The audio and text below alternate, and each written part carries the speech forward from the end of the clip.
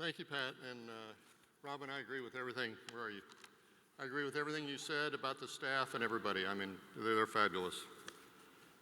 Before I kind of dive into what I've prepared here, I just wanted to say something, and that is, this is a little bit more emotional than I thought it would be.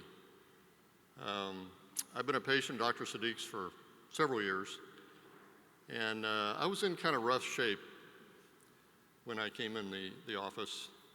I wouldn't have been able to walk that short little distance there, at least not without a cane and a few other things on my legs.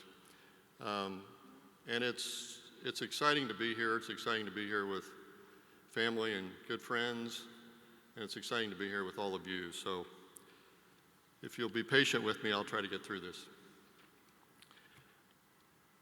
My MS story started very unexpectedly 16 years ago when I was 49 years old. A couple of years prior to this, I had some numbness in my left leg, and at one point, I was on a ski trip with our daughter, Brooke, and I forgot how to ski. I thought I forgot how to ski. I couldn't turn my left leg, and I thought, what on earth is going on? I never was a great skier, but I could at least get down the hill. And so I turned out to be that guy that had my skis off, and I was sliding them down the hill as I was walking down the hill because I couldn't ski. So I finally made it down, but that numbness told me that there was something going on. So I was diagnosed at age 49, and I knew at that time being diagnosed at that age could potentially mean that there might be a rapid decline ahead. And my familiarity with MS was due to the fact that my wife, Beth, was diagnosed with MS many years ago, right before we were married. So we had adjusted this type of news before, but just not for me. At first, I had a Dallas neurologist and was prescribed medication that was supposed to slow the progression of the disease, but it didn't seem to work very well.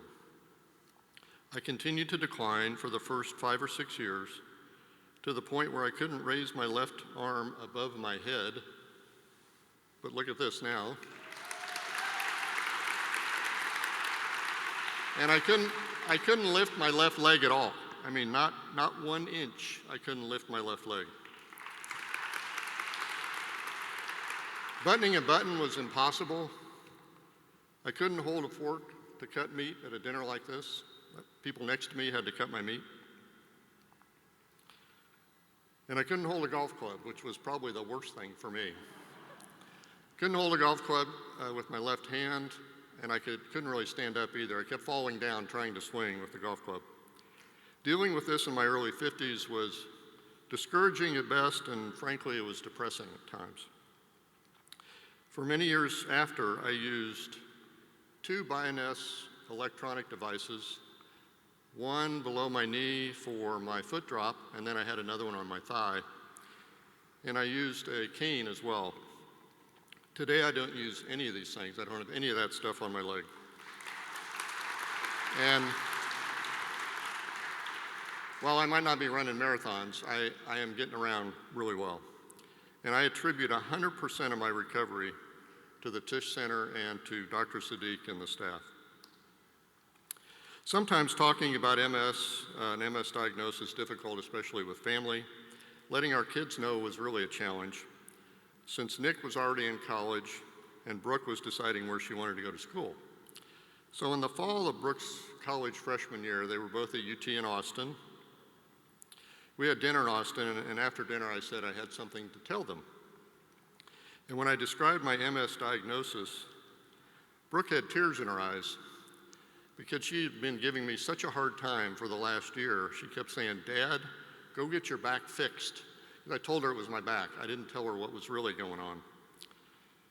And then Nick's reaction was a little bit different. He was a 4th-year college student, so he expressed his concern for me, and then I think he had a party to go to, so he was off. He was off right away.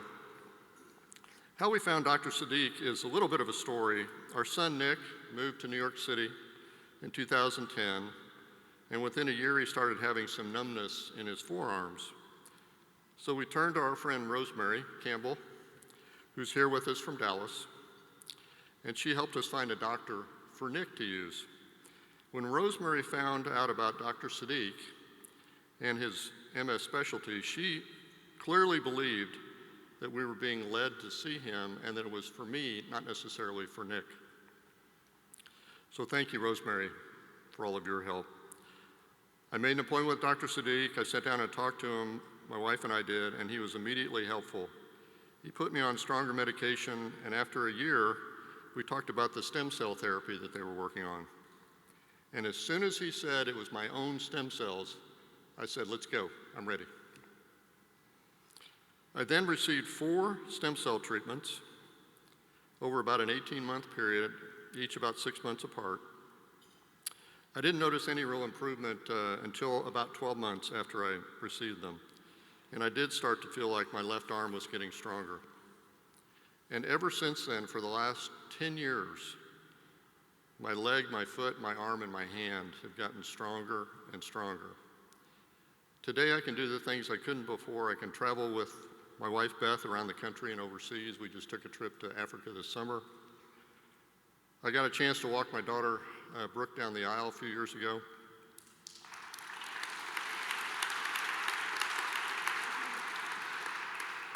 And I'm able to play golf with Nick in places like Colorado, Spain, and Scotland.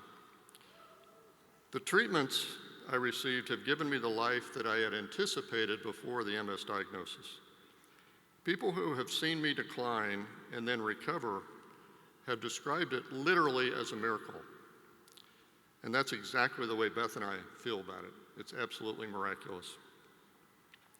What Tish is doing is truly life-changing and miraculous for me and my family. We can't thank Dr. Sadiq and the rest of the staff enough for all the many years of hard work that they continue to put in to ultimately find the cause and cure for this disease. We truly believe this is God's work being done right before our eyes. I'm honored to serve on the Tish board and want to continue to do everything I can to help others have the same recovery that I have. Please continue to support this important work. Thank you very much.